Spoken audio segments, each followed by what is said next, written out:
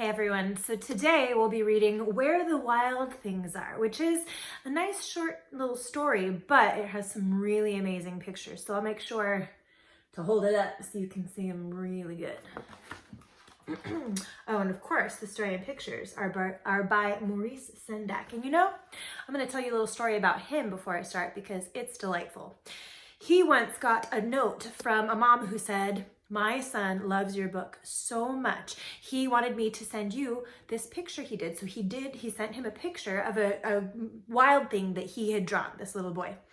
And the author loved it so much. So he sent back a picture of a wild thing that he drew himself. And you know, for doing this book, he's pretty famous. So that picture was probably worth some money.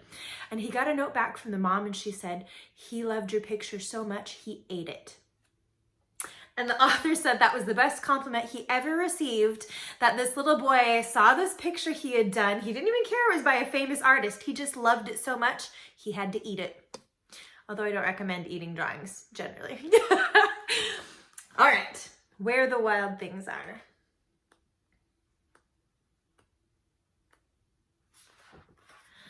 The night that Max wore his wolf suit and made mischief of one kind and another, his mother called him Wild Thing, and Max said, "I'll eat you up." So he was sent to bed without eating anything.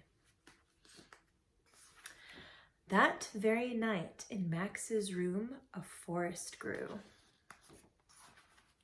and grew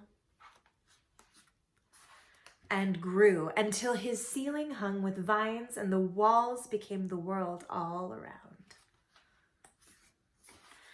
And an ocean tumbled by with a private boat for Max, and he sailed off through night and day.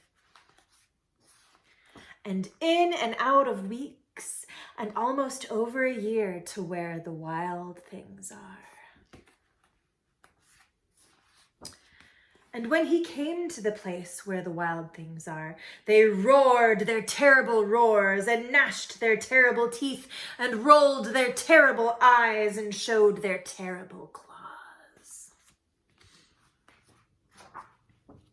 Till Max said, "Be still," and tamed them with the magic trick of staring into all their yellow eyes without blinking once. And they were frightened and called him the most wild thing of all,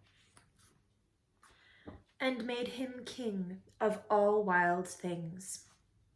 "And now," cried Max, "let the wild rumpus start."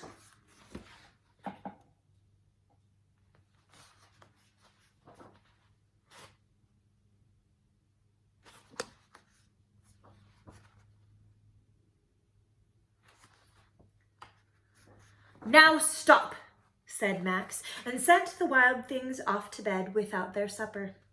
And Max, the king of all wild things, was lonely and wanted to be where someone loved him best of all. Then all around from far away across the world, he smelled good things to eat. So he gave up being king of where the wild things are. But the wild things cried, "Oh, please don't go. We'll eat you up. We love you so." And Max said, "No." The wild things roared their terrible roars and gnashed their terrible teeth and rolled their terrible eyes and showed their terrible claws. But Max stepped into his private boat and waved goodbye and sailed back over a year and in and out of weeks and through a day, and into the night of his very own room, where he found his supper waiting for him. And it was still hot.